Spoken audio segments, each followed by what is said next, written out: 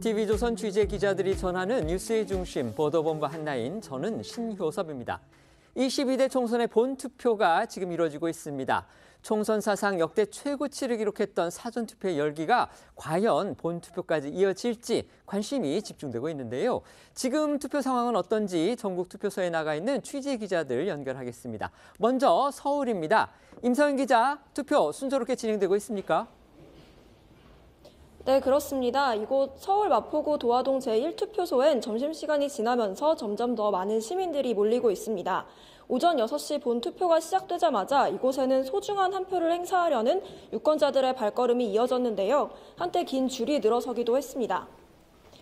현재 전국 14,259개 투표소에서 투표가 진행되고 있는데요. 조금 전인 오후 1시 사전투표와 재외국민 투표가 합산되면서 전국의 투표율은 53.1%, 서울의 투표율은 이보다 다소 높은 54.1%를 보이고 있습니다.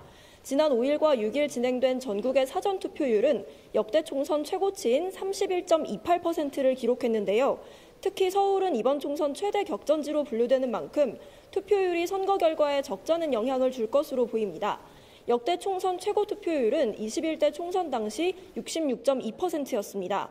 오늘 본투표는 사전투표와 달리 주소지 관할 투표소에서만 가능한데요. 일부 유권자들은 투표소를 잘못 찾았다 발걸음을 돌리기도 했습니다. 본인의 투표소 위치는 우편으로 배송된 안내문이나 선관위 홈페이지에서 확인할 수 있습니다. 투표소 밖에선 인증샷을 찍어도 되지만 기표소 안에서 투표지를 촬영하면 처벌을 받을 수 있다는 점도 유의하셔야겠습니다. 오늘 투표는 오후 6시까지 진행됩니다. 서울 도화동 제1투표소에서 TV조선 임서인입니다.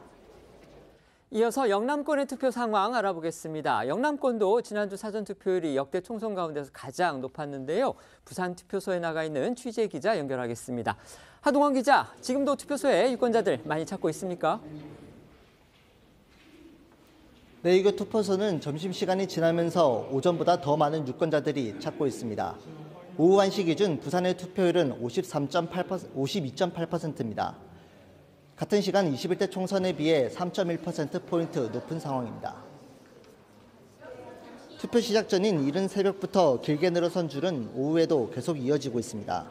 부산은 지난 21대 총선에서 최종 투표율이 67.7%였습니다. 지난주 부산의 사전투표율이 역대 총선 최고치를 기록한 만큼 오늘 최종 투표율이 얼마나 높을지도 관심사입니다. 부산 지역 투표소는 모두 913곳이고 전체 유권자는 288만 4천 명입니다. 이번 총선에서는 부산 북구갑과 경남 양산을 등 낙동강 벨트가 최대 승부처로 꼽히는데요. 부산 북구갑에선 지역구 현역인 민주당 전재수 후보와 당의 요청으로 험지 탈환에 나선 국민의힘 5선 서병수 후보가 유권자들의 선택을 기다리고 있습니다. 또 경남 양산을에서는 경남지사를 차례로 지낸 민주당 김두관 후보와 국민의힘 김태우 후보가 재대결을 펼치며 관심을 모으고 있습니다. 오후 1시 기준 경남의 투표율은 54.4%, 울산은 52.4%를 기록하고 있습니다. 전국에서 사전투표율이 가장 낮았던 대구는 49.9%이고 경북은 53.4%입니다. 부산 진구 부암일동 제4투표소에서 TV조선 하동훈입니다. 이번엔 호남 지역의 투표 상황 알아보겠습니다. 호남은요, 사전투표율이 전국에서 가장 높았습니다. 자, 박건우 기자, 지금 투표 상황 어떤가요? 네, 이곳 광주 투표소는 오후로 접어들면서 시민들의 발길이 점차 줄어들고 있습니다. 유권자들은 소중한 한 표를 행사한 뒤 인증샷을 남기는 등 뿌듯함을 안고 투표장을 빠져나왔습니다. 유권자들은 나라의 일꾼을 내 손으로 직접 뽑는다는 마음으로 소중한 주권을 한 표씩 행사하는 모습입니다. 비교적 차분한 분위기 속에 투표가 이루어지고 있는 가운데 일부 지역에서는 크고 작은 소동도 벌어졌습니다. 광주 동구의 한 투표소에선 유권자가 투표용지를 찢어 훼손했는데 연로한 어머니를 도와주려다 제3자가 기표를 한 경우 무효표 처리된다는 고지에 이 같은 일을 벌인 것으로 파악됐습니다. 또 광산구의 투표소에선 개인 유튜버가 지나가는 유권자를 촬영하다 경찰의 제지를 받기도 했고 라마단 행사로 인한 소음으로 경찰이 음향기 사용 자제를 당부하는 일도 있었습니다. 지난주 진행된 사전투표에선 호남 지역의 투표율이 가장 높았습니다. 전국 시도 가운데 전남이 41.2%로 1위, 전북이 38.5%, 광주는 38%를 기록했습니다. 전남 시군 가운데는 신안군의 사전투표율이 54.8%로 가장 높았습니다. 광주 유권자는 120만여 명, 전남 유권자는 159만여 명, 전북 유권자 수는 151만여 명입니다. 이번 총선 비례대표에서는 더불어민주연합과 조국혁신당이 호남 맹주 자리를 놓고 격돌을 보이고 있습니다. 낮 1시 현재 투표율은 광주가 56.7%, 전남 59.6%, 전북 57.1%를 기록하고 있습니다. 22대 총선에서도 호남 지역의 높은 사전 투표율이 최종 투표율까지 이어질지 관심이 모아지고 있습니다. 광주 투표소에서 TV조선 박건우입니다. 앞으로 4년간 국민의 대표로 일할 국회의원을 뽑는 제22대 총선 본투표가 오늘 오전 6시부터 지금까지 실시되고 있습니다. 과연 유권자들의 표심이 여야의 운명을 어떻게 가를지 투표 결과에 관심이 쏠리고 있는데요. 여야의 마지막 유세 현장부터 또 승패를 가릴 핵심 승부처까지 패널 4분 모시고서 함께 자세한 이야기 나눠보겠습니다. 먼저 이루라 기자가 오늘 투표 마감 시간부터 개표 일정까지 자세히 전해주시죠. 네, 제22대 이 총선 본투표가 진행이 되고 있는데요. 유권자는 저녁 6시까지 이 지정된 투표소에서 소중한 한 표를 행사할 수 있습니다. 저녁 6시 투표가 끝나면요, 이 투표함은 개표소로 옮겨지고 개표가 진행되면 이 지역구 의원 당선자 개표 결과는요, 내일 새벽 2시 전후로 해서 그리고 이 비례대표 당선자는 내일 아침쯤 결과가 나올 걸로 예상이 되고 있습니다. 예년 총선 때보다 이 당선 윤곽이 2시간 정도 늦게 나오는 걸로 예상이 되는데 그 이유는요, 이 30년 만에 다시 도입이 된 이 수검표 절차 때문입니다. 그러니까 이 분류기를 거친 투표지를요, 개표 사무원이 한 장 한 장 일일이 다시 확인을 하는 이 수검표 절차가 추가가 됐기 때문인데, 그렇기 때문에 이제 이 개표 완료 시점까지는 좀 더 늦어질 수밖에 없다라는 겁니다. 아무래도 이 개표 조작 의혹, 그러니까 부정선거 의혹을 원천 차단하기 위한 것으로 보이는데요. 여야는 각각 6시 전후로 해서 국회 도서관 강당과 국회의원회관 이 대회의실에서 꾸린 개표 상황실에서 이 개표 방송을 시청할 예정입니다. 지금 시간이 1시 15분입니다. 그런데 지금 오후 1시 현재 총선 투표율 선관위에서 집계를 했는데요. 지금 보도를 보니까 53.1%입니다. 그다음에 21대 총선보다는 3.4%포인트가 높다. 제가 지금 조선닷컴을 보고 말씀을 드리고 있는 건데요. 지금 실시간으로는 53.4%라고 합니다. 이게 21대 총선 당시 지금 같은 시각에는 49.7%였기 때문에 결국 이제 3.4%포인트가 높다. 이렇게 지금 볼 수가 3.7%포인트겠군요. 죄송합니다. 3.7%포인트가 지난 총선의 같은 시각보다는 높은 그런 결과가 되고 있습니다. 아까도 말씀드렸지만요. 이번 총선 같은 경우는 이 사전 투표율이 역대 총선에서는 이제 총선에서 가장 높았습니다. 그래서 혹시 이번 총선에 이제 본투표까지 합치면 결국 총선 투표율이 2000년대 들어서는 가장 높은 일부에서는 70%를 넘지 않을까 이런 예상까지도 했는데, 과연 지금의 이 투표율 흐름에 대해서는 어떻게 평가하시는지 패널들께 한번 여쭤보겠습니다. 어떻게 보십니까? 지금 이제 과거의 어떤 부재자 투표와는 달리 사전 투표라는 것이 1차 투표, 2차 투표라는 개념으로 지금 달라지고 있기 때문에 상당수의 유권자들이 이미 투표를 했고요. 또 오전에는 투표율이 생각보다 높지 않아서 그렇습니다.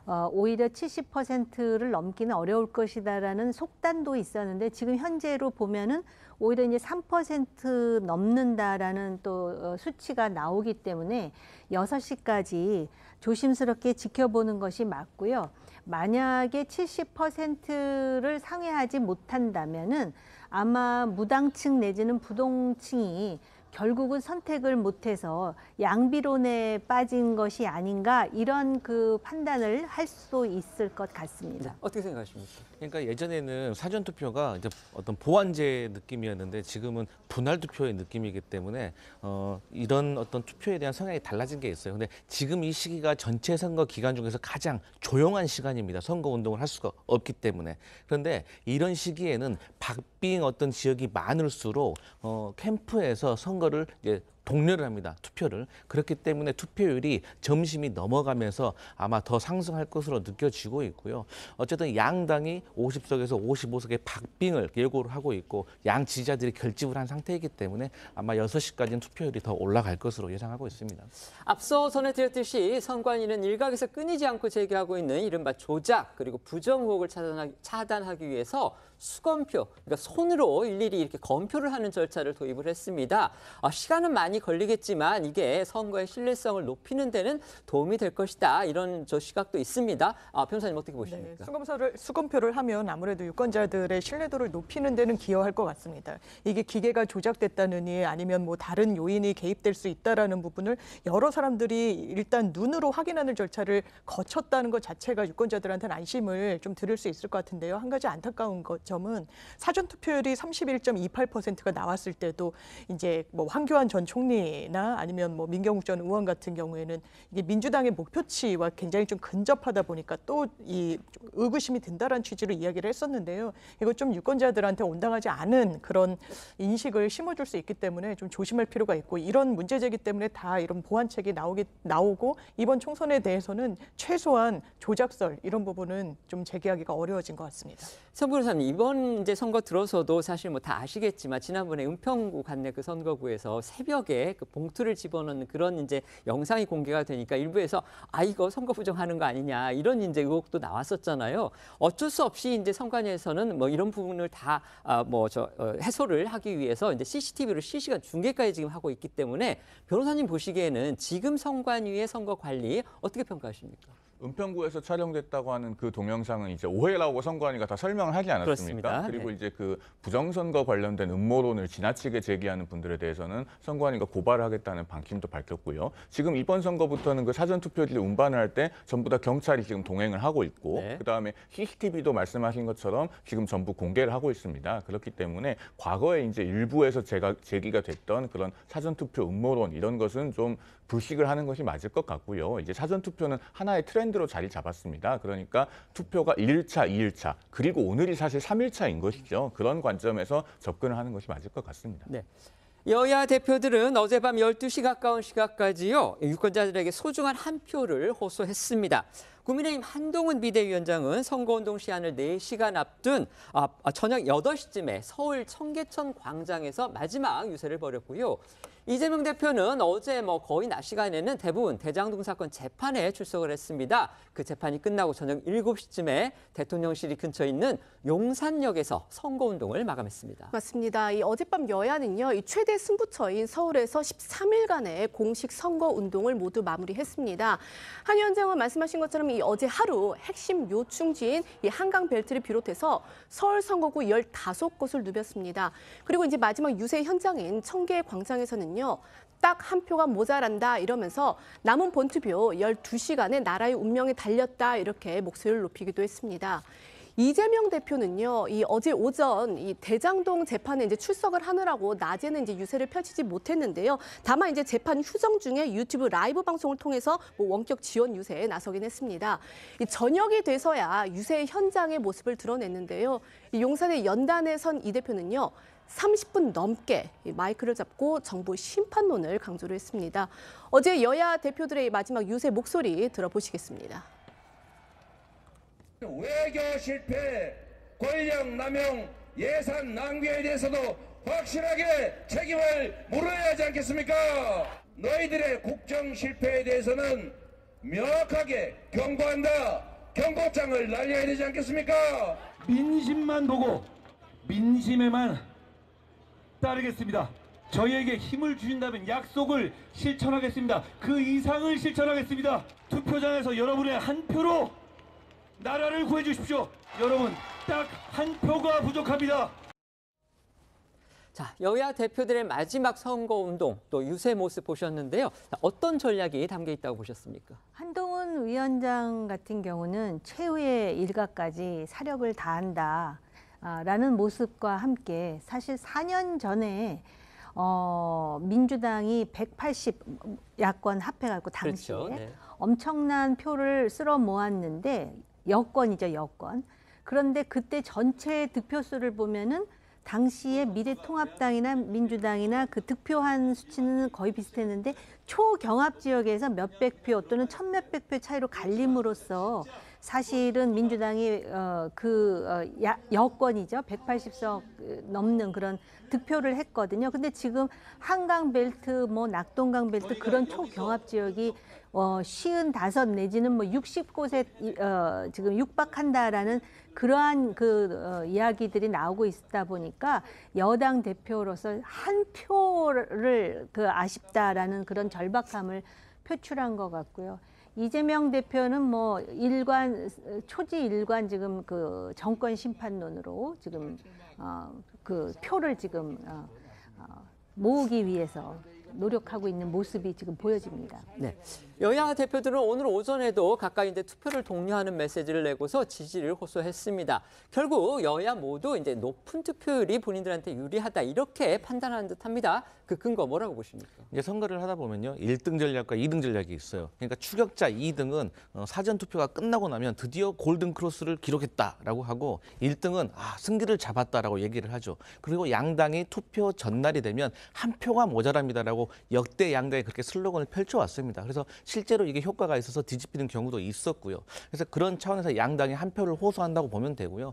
어쨌든 민주당으로서는 정부의 실력을 세 가지로 나누는 거죠. 정치, 경제, 외교. 근데 정치는 야당과의 협치가 이루어지지 않았다. 경제는 대파로 상징되는 고물가. 그리고 외교 같은 경우는 부산 엑스포의 결과로 상징되는 거죠. 그래서 이런 것들을 야당의 대표로서 부각을 시키면서 선거에 승기를 잡겠다라는 걸로 분석이 되고 있습니다. 네. 한동훈 위원장은 선거 유세를 시작하면서 서서 죽겠다 이런 식의 각오를 밝히기도 했습니다. 그런데 역시 이제 무리가 좀 됐었나 봅니다. 결국 어제 저녁에 몸 상태가 좋지 않아서 일부 예정했던 일정을 취소까지 했다고 합니다. 어제 하루에만 15곳을 누빈 한 위원장인데요. 원래는 이 선거운동 최종 시한이 이제 밤 12시까지이기 때문에 당초에는 이 서울 홍대 등에서 유세를 이어갈 계획이었습니다. 하지만 어젯밤 9시 40분쯤 국민의힘에서는요, 이 한 위원장의 건강상의 이유로 야간 일정이 취소됐다라는 공지가 나왔는데요. 이 관련해서 국민의힘 관계자는 과로로 인한 탈수 그리고 탈진 증상이 있었다면서 일정에 쫓겨서 이 식사도 제대로 하지 못했다라고 설명을 했습니다. 한 위원장 이제 13일간, 그러니까 14일간의 강행군으로 결국 이제 탈진까지 했다. 이게 지금 국민의힘 측의 설명입니다. 한동훈 위원장 아시다시피 정치 초년생입니다. 그런데 이 총선에서 집권당의 총선을 책임지는 그런 막중한 부담을 안고 있었던 겁니다. 자, 송 변호사님, 한동훈 위원장의 지난 선거 유세 한번 총평해 주시죠. 정말 사력을 다해서 자신의 온몸을 갈아 넣어서 지금 선거운동을 하고 있습니다. 어떻게 보면 굉장히 비장미가 느껴져요. 처음에 비대위원장으로 취임을 했을 때도 9MR 투아웃 투스트라이크라고 하지 않았습니까? 그리고 또 유세 도중에 서서 죽겠다 이런 각오도 표현을 했었고, 우리 언론에서도 한동훈 비대위원장 동행 취재를 좀 해보셔서 아시겠지만 거의 지금 식사를 제대로 못하고 차 안에서 김밥으로 끼니를 해결하고 그러고 있는 실정입니다. 이틀 전에는 인천 계양구에 원희룡 후보와 이천수 원회장을 만나서 식사를 하는 자리가 있었는데 그 자리에서도 식사를 못하고 콜라만 마시고 나왔다고 합니다. 지금 그런 상황이고요. 그래서 어제도 이제 원래 밤에는 대학로와 홍대 이런 데서 마지막 도보 유세가 예정이 되어 있었는데 탈진을 하는 바람에 이제 그 일정은 취소가 됐고, 그러나 또 오늘 새벽에도 전국의 후보들에게 투표 동료를 적극적으로 해달라 이런 메시지를 보냈다고 하고, 오늘 오전에 11시 9분부터 12시 10분까지 한 1시간 사이에 5번의 페이스북 단문 메시지를 올려서 굉장히 간절하게 투표를 호소하고 있는 그런 상황입니다. 네. 장 변호사님, 이재명 대표 같은 경우는 물론 이제 총선 유세 책임지고 있었죠. 총선 선대위원장도 맡고, 그럼 또 본인의 지역구 선거도 또 했어야 되잖아요. 그런데 다 아시다시피 총선 기간에 재판이 또 있어서 그 재판에도 지금 3차례 출석을 했습니다.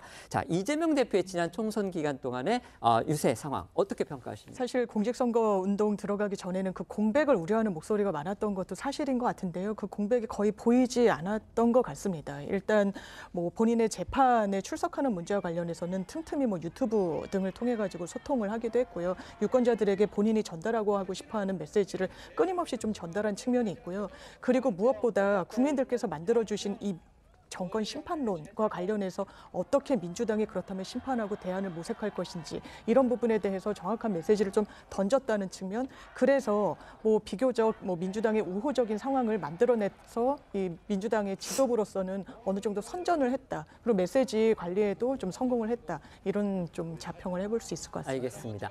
제3지대 정당들 역시 어제 하루 정말 사력을 다해서 지지를 호소했죠. 네, 이 녹색 정의당은요, 이 젊은이의 거리로 불리는 홍대 이 상상마당에서, 그리고 새로운 미래는 경기 부천에서 이 마지막 유세에 나섰습니다. 또 개혁신당은 이준석 대표가 출마한 이 경기 화성을에서, 조국혁신당은 광화문 광장을 마지막 유세 장소로 택하고 지지로 호소를 했는데요. 이 각 정당의 희망 의석수를 좀 보면요.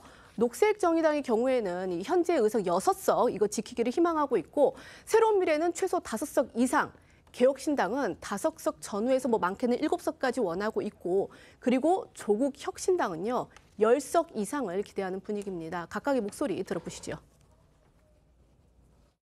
녹색정의당은 대한민국 유일한 원내에 독립된 진보 정당입니다. 녹색정의당이 한국 사회에 다시 변화를 만들겠습니다. 조금 더 힘을 모아주십시오. 올바른 정치, 새로운 정치, 그런 새로운 미래가 우리 눈앞에 펼쳐질 거라고 믿습니다. 저는 정치의 힘을 믿습니다. 저는 국민 여러분의 힘도 믿습니다. 윤석열 대통령의 술맛을 떨어뜨리고 윤석열 대통령이 이상한 행동하기 전에 한 번쯤 곱씹어보게 만드는 사람, 그게 바로 여러분이 정치의 영역에서 기대하는 이준석의 능력 아니겠습니까, 여러분? 많이 도와주셔서 억수로 고맙습니다. 단디하겠습니다. 똑띠하겠습니다. 야물게 하겠습니다. 제3지대에서 가장 주목되는 부분은요, 새로운 미래 이낙연 대표, 그리고 개혁신당 이준석 대표가 과연 당선될까, 그래서 정치적으로 생환을 할까, 이 여부일 겁니다. 두 사람은 각각 양대 정당의 대표까지 지냈지만요, 이 탈당이라는 승부수를 두고 이번 총선에서 독자 생존을 모색한 그런 공통점이 있습니다. 그렇다면 두 사람의 선택, 지금 와서 평가를 해본다면 또 어떨지 이 부분 궁금해지는 겁니다. 어떻게 생각하십니까? 그러니까 이준석 대표와 이낙연 대표는 결과적으로는 전략을 잘못했겠다. 그러니까 전략에서 깊이 들어가면 정체성이 모호했다는 것이죠. 그러니까 이낙연 대표 같은 경우는 일단 호남 출신이기 때문에 호남에서 지지를 받아야 됩니다. 그런데 윤석열 정권의 심판보다 반 이재명 전선을 펼친 것이 호남민들에게 지지를 받지 못하게 된 거죠. 어쨌든 야당으로서는 정권 심판보다 더 우선할 수 있는 어떤 목표는 없는 거거든요. 그렇기 때문에 실패를 했다고 보고요. 아직 또, 실패했다고는 결과는 봐야 됩니다. 그렇습니다. 네. 아직 근데 고전 중이라고. 고전 중입니다. 네. 그러니까 이제 이준석 대표도 마찬가지입니다. 그러니까 본인의 합리적 보수, 개혁적 보수, 합리적 진보라는 어떤 이 프레임을 가지고 양당이 못한 것을 중재하겠다라는 어떤 프레임을 잘 펼쳤어야 되는데, 섣부른 판단으로 이낙연 그 새로운 미래와 합당을 했다 곧바로 분당을 하는 과정에서 3당의 출연을 기다리는 국민들에게 좀 실망을 줬던 것이 지금의 고전을 하고 있는 이유라고 평가하겠습니다. 네, 송 변호사님 어떻게 생각하세요? 저도 그 개혁신당과 새로운 미래가 합당을 선언했다가 열하루 만에 결별을 한 그 부분을 굉장히 중요하게 봅니다. 3일 천하로 끝난 갑신정변 이래로 가장 짧게 끝난 정치 실험이 아닌가 싶은데요. 바로 그 장면에서 제3지대를 선호하는 그 유권자들의 기대가 깨졌다고 봅니다. 그러니까 전통적으로 제3지대를 소구하는 그런 그 유권자들의 일정한 퍼센티지가 존재하는데, 자신들끼리도 화합하지 못하는 모습을 보여주면서 이런 분들이 어떻게 대한민국을 개혁할 수 있겠는가, 또 이런 분들이 어떻게 새로운 미래를 열어나갈 수 있겠는가에 대한 의구심이 커진 상황입니다. 그다음에 각자의 상황을 보면 이제 이낙연 대표 같은 경우는 뭐 나름의 훌륭한 대의가 있었겠지만 결국에는 우리 정치의 양극화, 강화된 진영 정치를 좀 극복하는 것을 버거워하는 것으로 보이고요. 그다음에 이준석 대표 같은 경우는 본인의 지역구를 옮겼죠. 3번이나 출마했던 노원병을 떠나서 화성을로 갔는데, 그 노원병 지역구를 버리면서 그것에 대한 어떤 납득할 만한 설명이 부족했다는 점에서 대단히 정치공학적이었다는 선택을 받는 것이 지금 현재 상황까지 연결된 것이 아닌가, 그렇게 보여집니다. 물론 이제 결과적으로는 이렇게 고전하고 있고, 결과가 또 이제 저희가 이제 뚜껑을 열어봐야 되겠지만, 그 부분에 대해서는 아직 비관적인 전망을 하는 분들이 솔직히 많은 게 사실입니다. 하지만 그 도전 자체, 이 부분에 대해서는 또 의미가 있다, 이런 또 평가를 하시는 분들도 있기는 하거든요. 의원님 어떻게 보십니까? 저는 도전하기 전부터 의미를 부여했던 사람인데요. 사실 우리나라의 제3지대는 어느 지역에서 필요하냐면은 중도층의 그 국민들을 대표할 수 있는 당이 돼야 되는 거예요. 그런 점에서 개혁신당이라든지 새로운 미래는 나름대로 굉장히 긍정적인 시도를 해봤다고 생각을 하고요. 아직 결과가 나온 것은 아닌데 지금 관전 포인트는 뭐냐면은 과연 이 제3지대에 속한 두 정당이 비례대표 몇 석을 확보할 수 있으며 특히 이준석 대표의 경우 막판 스퍼트가 무서웠거든요. 그럼 과연 그 소위 공영훈이라는 후보의 민주당이라는 타이틀을 진 그 사람을 넘을 것인가 안 넘을 것인가. 물론 안 넘는 것보다는 넘는 것이 훨씬 의미 부여가 크겠지만 그렇다 하더라도 그 젊음이라든지 추구하는 가치로 볼 때 의미 있었던 도전이라고 저는 말해주고 싶어요. 네. 녹색정의당의 원내 입성 여부 역시 주목되고 있습니다. 아시다시피 정의당 같은 경우는 이제 대표를 지냈던 심상정 후보 지금 5선에 도전하고 있고요. 지금 현재 의석이 6석이라고 합니다. 그래서 이 6석을 그대로 유지하는 거 이게 지금 목표라고 하는데 하지만 정의당 스스로도 지금 적지 않은 위기감을 느끼고 있는 듯합니다. 그 원인은 어디에 있다고 보십니까? 일단 12년 만에 원외 정당으로 전락하는 거 아니냐라는 분석, 언론의 진단도 나오고 있는 상황이죠. 아마 내부에서도 위기의식이 상당할 것 같은데 일단 기본적으로 정체성이 모호하다라는 이야기가 계속 근래에 나오고 있는 것 같습니다. 이를테면 이 정부가 화물연대를 탄압했을 때 정확하게 대립각을 세우고 정부에 이야기를 했느냐? 거기에 정의당이 제대로 보이지 않았다는 목소리도 많거든요. 그렇다면 정의당이 담보하고 있는 이런 정체성이 무엇인지 반론이 나오고 있는 것 같고요. 구도와 인물, 실력 면에서 제 실력을 보여주지 못했다라는 진단도 있습니다. 그리고 지금은 지민비조라는 말이 나오고 있지만 과거만 해도 지민비정이었습니다. 민주당 지지층들이 지역구에선 민주당 후보 지원해주지만 비례는 민노당, 정의당으로 바뀌는 이 진보정당을 지원해주는 경우들이 상당히 많았거든요. 그런데 민주당의 이중대 역할에서 벗어나겠다라는 것까지는 좋지만 보완제 역할을 좀 기대했던 유권자들에게 이재명 대표의 체포동의안에 대해서 가결표를 던진달지 심상정 후보 같은 경우에는 당연한 선택일 수 있겠지만 끝까지 완주한 부분들이 또 민주당 강성 지지층들한테는 또 상당한 비토를 받은 부분이 있습니다. 이런 부분이 또 포함돼서 지금 이런 위기를 겪고 있는 게 아닌가 싶습니다. 네. 아까 저희가 방송 시작하면서 1시 한 15분 정도쯤에 그 투표율 말씀을 드렸는데 그 당시가 53.4%였죠. 그런데 지금 시각이 1시 35분을 가고 있는데 53.5%, 0.1%포인트 어쨌든 늘기는 했습니다. 하지만 어쨌든지 간에 아직 지금 투표 시간이 많이 남아 있습니다. 혹시라도 지금 투표소에 가지 않으신 분들 지금이라도 늦지 않았으니까요. 투표소 가셔서 소중한 한 표 꼭 행사해 주시기 바라겠습니다. 공식 선거운동이 진행된 지난 13일 동안 각 정당들의 메시지 대결도 치열했습니다. 특히 선거가 가까워질수록 이 정책 대결보다는 상대방을 향한 공세, 이게 주를 이뤘다고 볼 수 있고요. 또 막말을 자제하자 이렇게 했던 여야 대표들이 직접 앞다퉈서 네거티브 전면전을 주도하는 그런 양상도 나타났습니다. 오늘 중앙일보가 이 분석 기사를 냈는데요. 그걸 보니까 국민의힘 한동훈 비대위원장 그리고 민주당 이재명 대표의 경우에 유세 기간 각각 범죄 그리고 권력이란 말을 가장 많이 한 것으로 분석됐다고 합니다. 네, 중앙일보가 이 공식 선거 운동이 시작된 지난달 28일부터 그제까지 이 한동훈 위원장과 이재명 대표의 공식 유세 발언을 분석한 내용을 보도를 했습니다. 전반적으로 한 위원장은요, 유세에서 2조 심판, 그러니까 이재명 대표와 이 조국 혁신당 조국 대표에 대한 심판을 강조한 반면에 이재명 대표는 윤석열 정권 심판을 내세웠다고 하는데요. 구체적인 단어를 좀 살펴보면요. 한 위원장은 범죄라는 단어를 한 800개 가까이 사용을 했다고 합니다. 다음으로는 이 조국 대표와 이재명 대표를 가장 많이 언급한 것으로 나타났고요.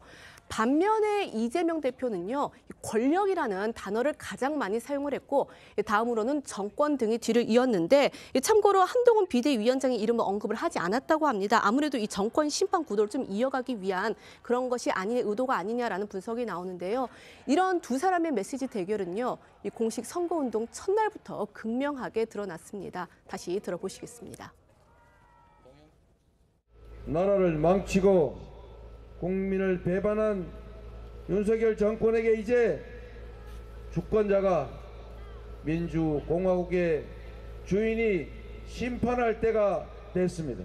윤석열 정권 심판은 대한민국 정상화와 민생 재건의 출발점입니다. 더불어민주당은 국민의 압도적 심판 의지를 확실하게 실천하는 유용한 도구가 되겠습니다. 여러분, 범죄자들이 여러분을 지배하시길 바랍니까? 이재명 조국 대표들은 그 속내를 숨기지 않습니다. 우리가 이렇게 편이 많은데 니들이 어쩔래? 라면서 뻔뻔하게 나옵니다. 뻔뻔한 범죄자들이 지배하는 나라에는 미래가 없습니다. 범죄자들의 지배를 막지 않는 게 네거티브 같습니까? 아닙니다. 2조 심판은 민생입니다. 제3지대 정당들의 경우에는요, 현 정권은 물론이고요, 거대 양당까지 견제하는 그런 메시지를 잇따라 내놨죠. 네, 이 비례 후보 많은 조국 혁신당은요, 일찌감치 이 윤석열 정권 심판과 검찰 개혁을 강조를 하면서 이 조국 대표 자신이 직접 후보로 나서는가 하면 박은정 전 검사, 황운하 의원 등 윤 대통령과 각을 세워왔던 인물들을 전면에 내세웠습니다. 각각 국민의힘과 민주당 두 거대 양당에서 탈당을 해서 창당에 나섰던 개혁신당 그리고 새로운 미래는요. 투표율이 가까워질수록 거대 양당을 견제할 제3지대의 필요성을 강조해 왔고요. 또 이 지난 21대 총선에서 6석을 얻었던 녹색정의당 역시 원내 진입의 불씨를 살려달라라고 호소를 했습니다. 각 당의 목소리 들어보시겠습니다.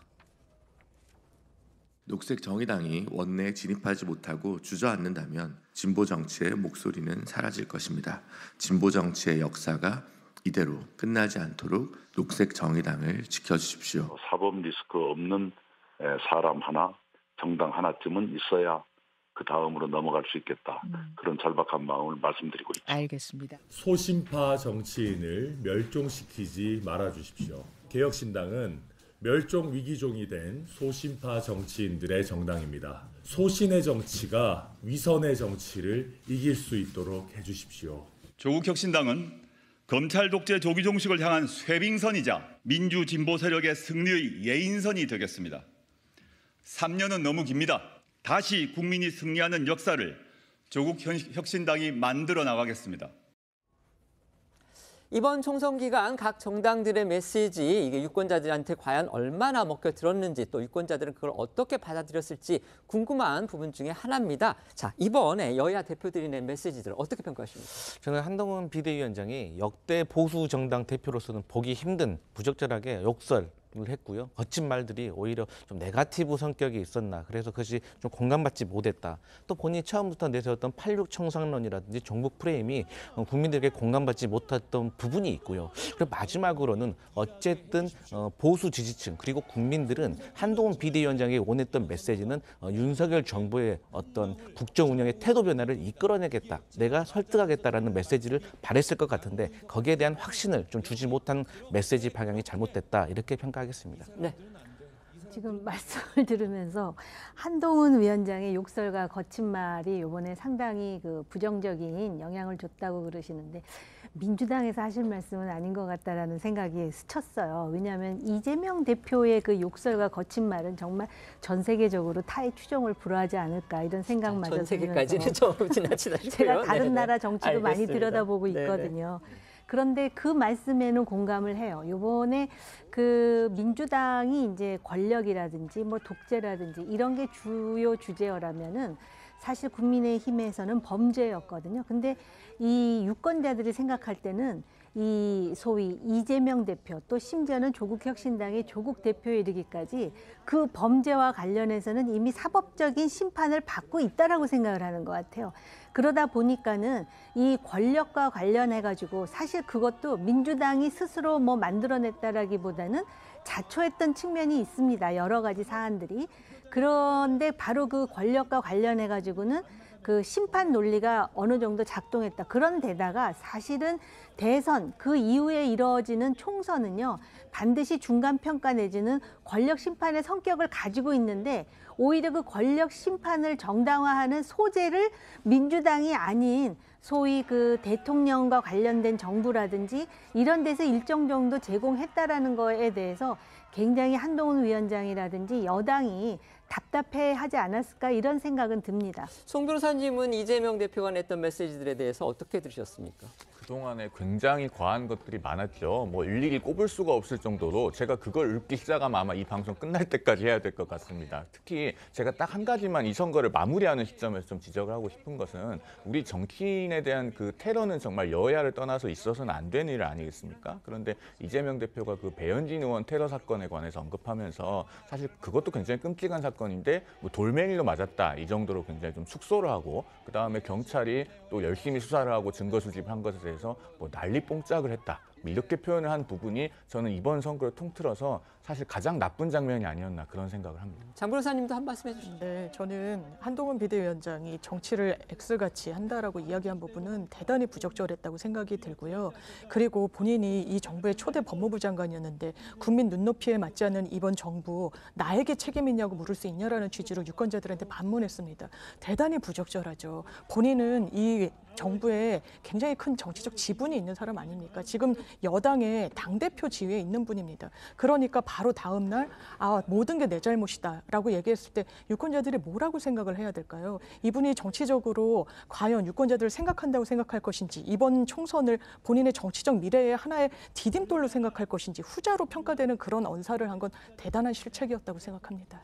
이번 22대 총선 지난 5일과 6일 양일간 실시된 사전투표율이 31.2%로 역대 총선의 최고치를 기록했습니다. 그래서 아까도 잠시 말씀드렸지만 이 본투표율을 합하면 2000년대 들어서 총선의 최고 투표율을 기록할 수 있을지 이 부분에 관심이 쏠렸습니다. 이게요, 지난 1992년 14대 총선 때 이 투표율 71.9%를 기록한 이후 그동안 총선에서 이 투표율 70%를 넘어선 적이 단 한 번도 없었습니다. 그런데 이제 2000년 이후에는 지난 총선이죠.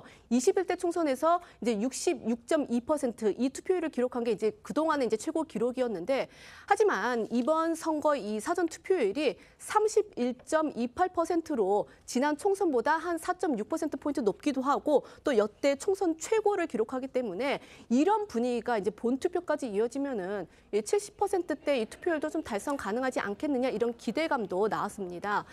이런 가운데요, 이번 총선에서 이제 눈길을 끄는 특성 중 하나가 이 60대 이상 유권자가 30대 이하 연령대보다 많은 첫 선거이기도 합니다. 특히 이제 이걸 50대 이상으로 이렇게 넓혀보면 50대 이상 유권자 수는 사상 처음으로 전체 유권자의 절반을 넘어섰다고 하는데요.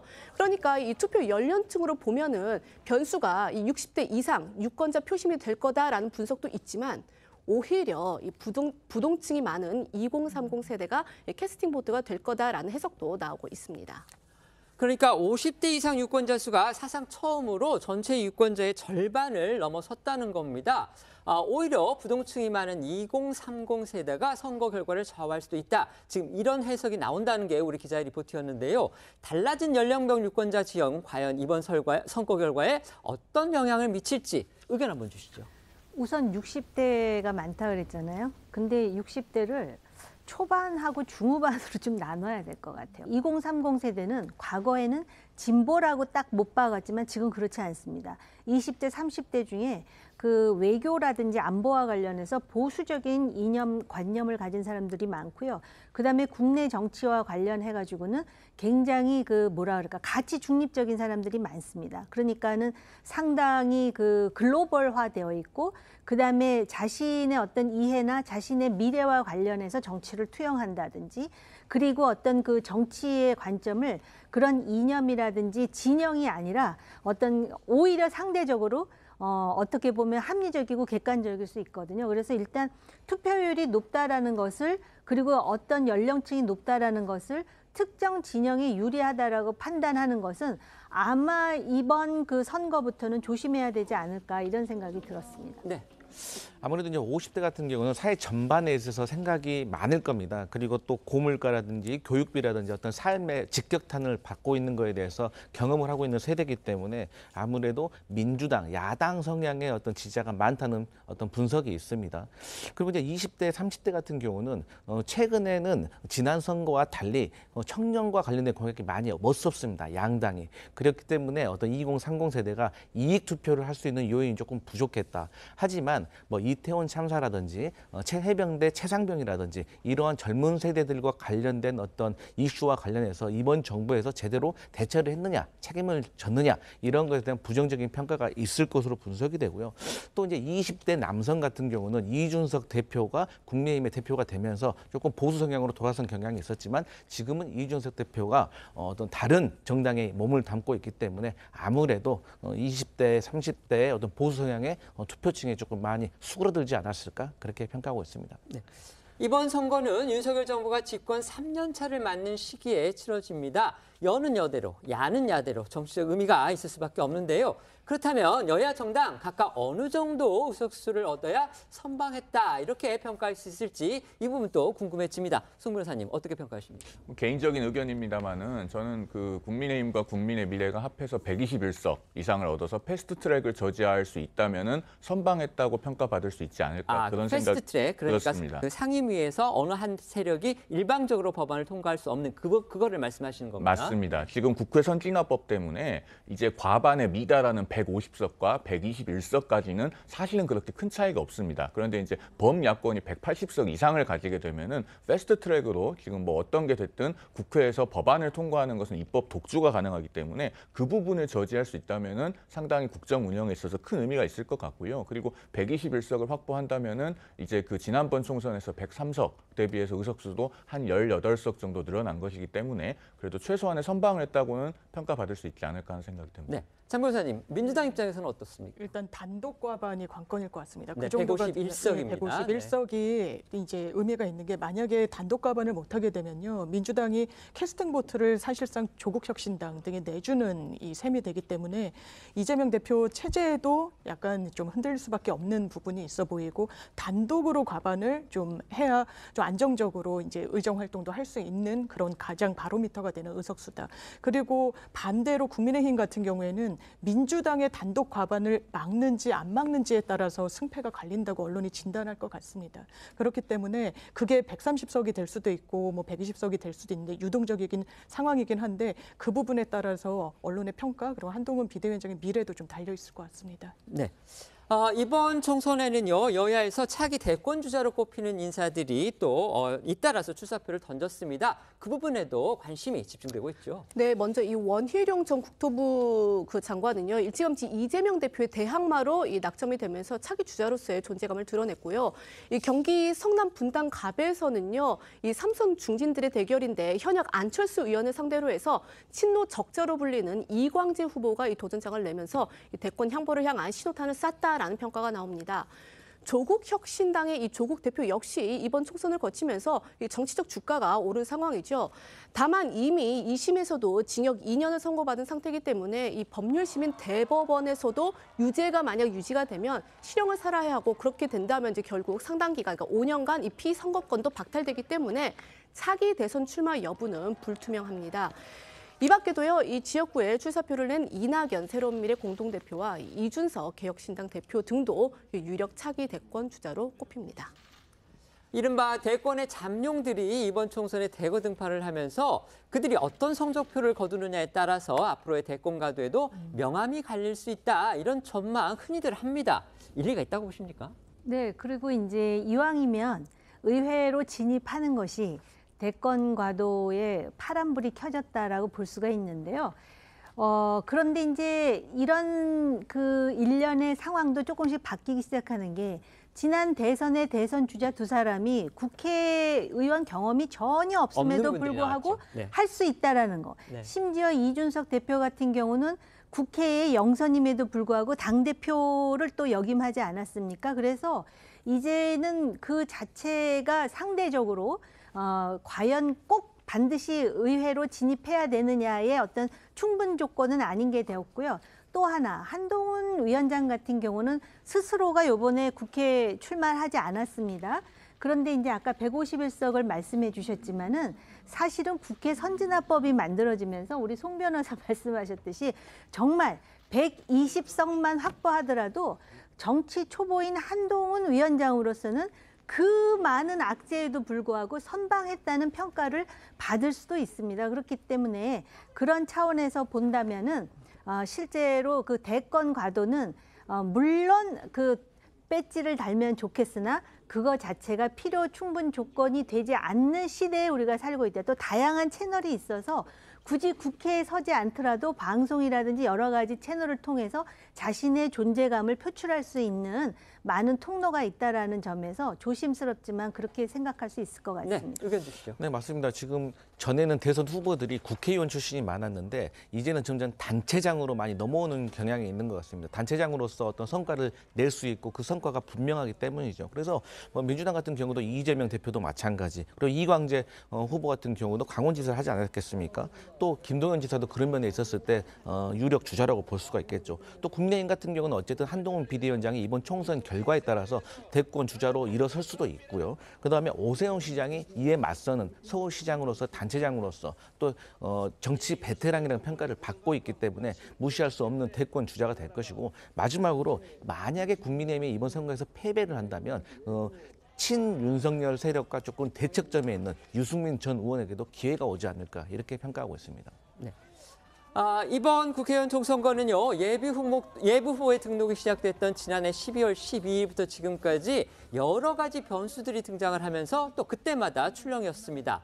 여야를 울고 때로는 또 웃게 만들었던 주요 변곡점들도 짚어볼 텐데요. 이루라 기자가 간단히 정리부터 해주시죠. 네, 이 첫 번째 변곡점으로는 아무래도 이 한동훈 국민의힘 비대위원장의 전격적인 등판을 꼽을 수 있을 텐데요.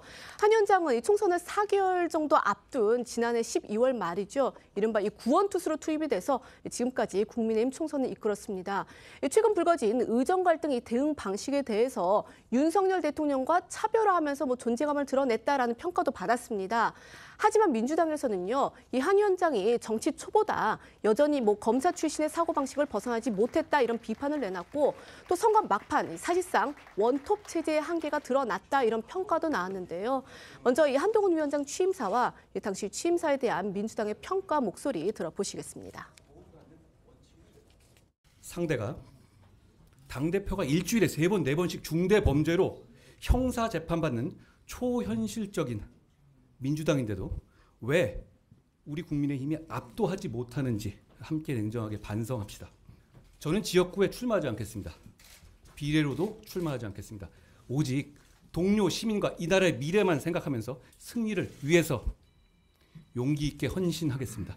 어떻게 취임 첫 일성으로 그간의 국정 운영 실패, 무능과 무책임에 대한 반성 한마디 없이 제1야당 대표에 대해 모독과 독설부터 뱉습니까?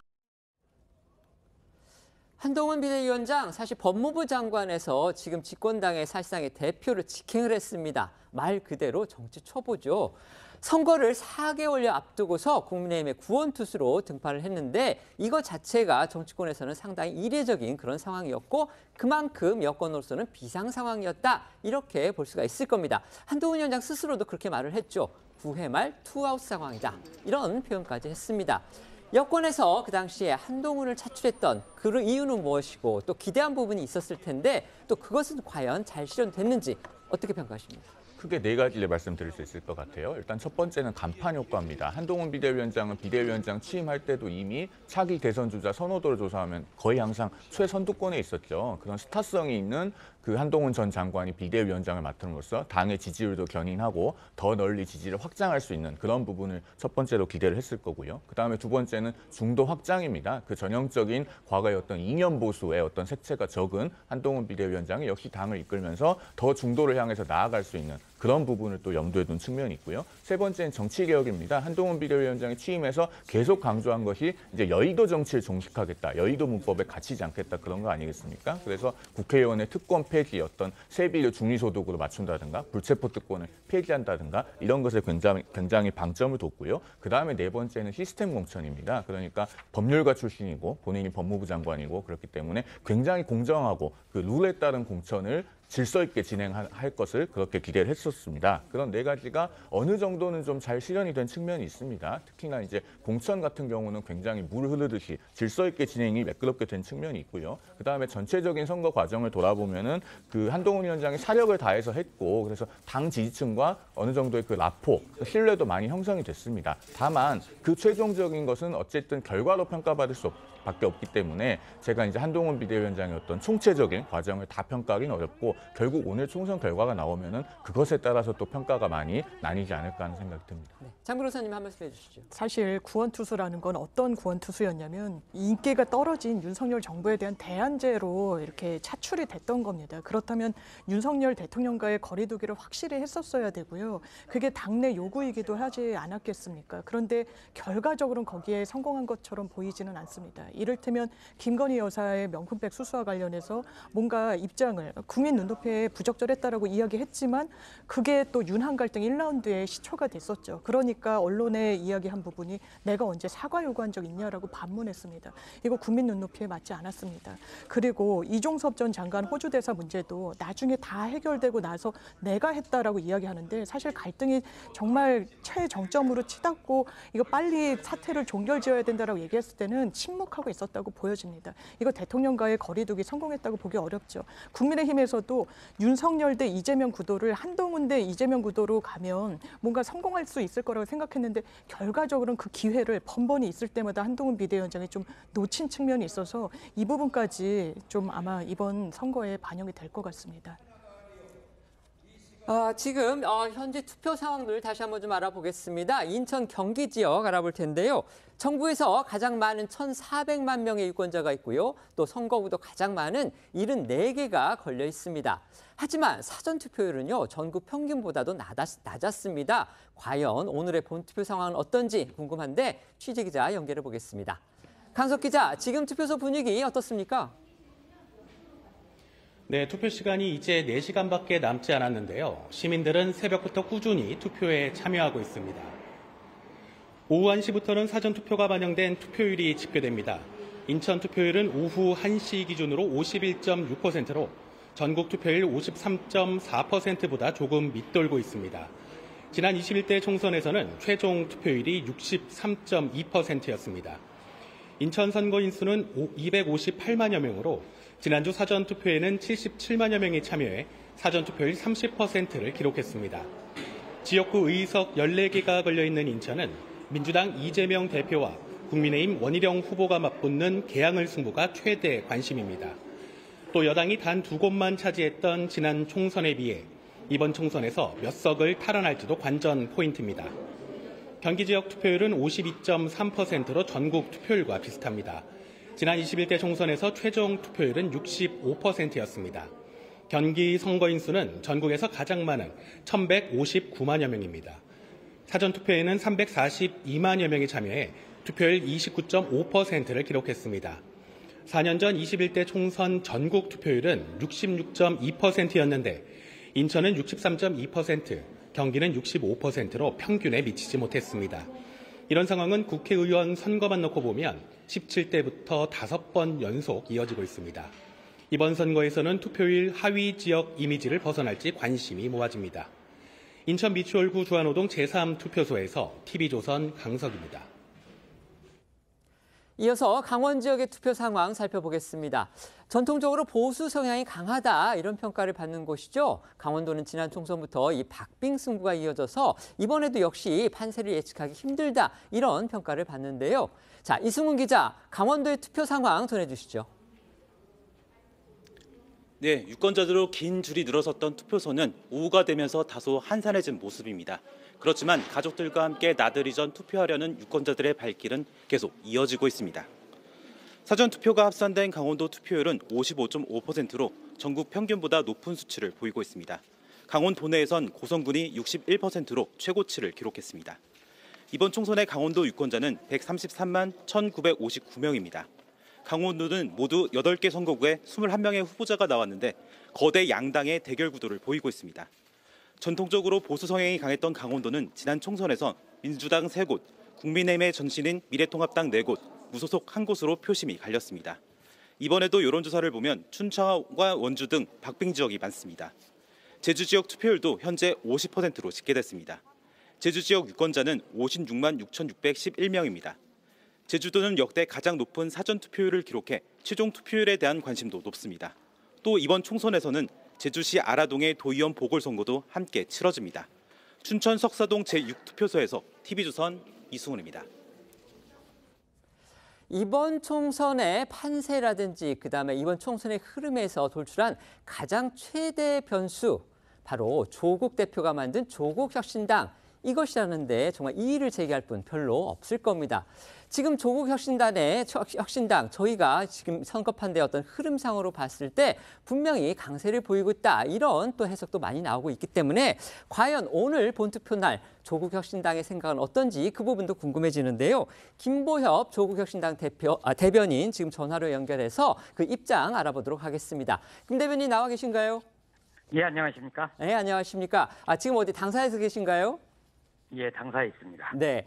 조국혁신당한테 이번 총선은 과연 어떤 의미가 있을지 그 부분부터 말씀해 주시죠. 크게 보면 이번 총선은 윤석열 정권을 심판하는 선거입니다. 지난 2년 동안 유권자들이 투표할 날만 기다렸다는 분들이 참 많았거든요.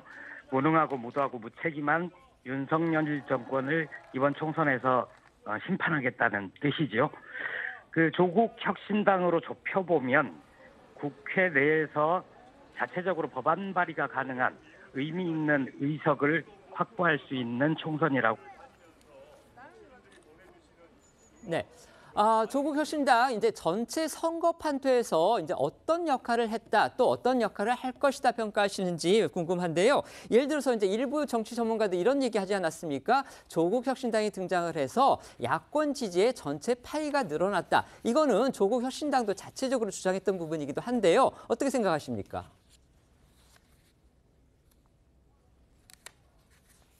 전화 연결이 지금 잘 안 되고 있나요? 죄송합니다. 지금 전화 연결에 문제가 있어서요. 저희가 다시 한번 곧 연결하도록 해보고요. 우선 저희가 준비했던 질문 먼저 패널들께 드리도록 하겠습니다. 아까 한동훈 위원장 얘기하다가 저희가 지금 투표 현장으로 넘어갔었는데요. 한동훈 위원장이 정치권에 등장하면서 이제 가장 주목됐던 부분 중에 하나, 또 한동훈 위원장이 해결해야 될 가장 큰 숙제로 여겼던 부분이 바로 윤석열 대통령의 그늘에서 벗어날 수 있느냐, 바로 그 부분이었습니다. 아까 이 부분에 대해서 장유미 변호사께서 말씀해 주셨기 때문에 그 반론 차원에서 우리 정옥임 의원님의 평가를 한번 들어보겠습니다. 이번 선거가 민주당의 이재명 대표, 또 국민의힘의 한동훈 위원장을 두고 보면은 어떤 평론가가 그런 말을 하더라고요. 이재명 대표는 혼자 뛰는데 한동훈 위원장은 등에 윤석열 대통령을 업고 뛰는 형국이다. 그러니까는 그 무게감이라든지 부담감을 아마 그렇게 표현을 한 것 같습니다. 그렇기 때문에 사실은 그냥 혼자 뛰어도 상당히 바쁜 레이스인데 뭔가 이렇게 등에다가 그 부담을 업고 뛰는, 그런데다 정치 초보 아닙니까? 그럼에도 불구하고 저는 몇 달 동안 비대위원장으로서 물론 몇 번의 그 고비와 한계가 있었음을 인정한다 하더라도 나름 굉장히 열심히 했다. 오히려 이제 향후에 그러면 전국에 있어서 윤한 관계를 어떻게 정의할 것인가가 더 중요하지 않을까, 이런 생각을 하고요.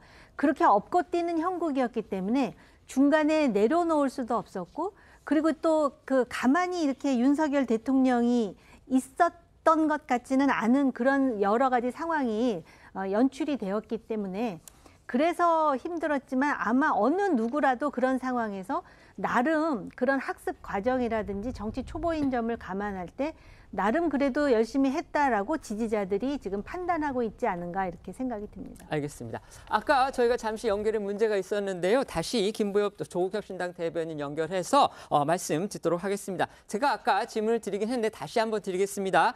조국혁신당이 이번 전체 선거판도에서 어떤 역할을 했다고 평가하는지 그 부분 여쭤볼 텐데요. 예를 들면 이제 어느 정치 전문가들은 조국혁신당이 출연을 해서 야권 지지의 전체 파이가 늘어났다, 이렇게 해석을 하고 있기도 합니다. 공감하십니까? 네, 공감하고요. 선거에 대한 관심이 전반적으로 높아진 것 같습니다. 제가 만난 유권자들 중에는 투표가 할 이유를 못 느끼겠다, 이런 말씀을 하셨던 분들이 있었는데 조국혁신당의 등장 이후에 투표를 하고 싶어졌다는 분들이 굉장히 많아졌고요. 야권 지지 파이 전체가 늘었다는 거는 각종 여론조사에서도 이미 확인이 되는 것 같습니다. 네. 조국혁신당을 선택한 유권자, 과연 어떤 이유와 목적으로 그런 선택을 했다고 보시는지 그 부분도 한번 설명해 주시죠.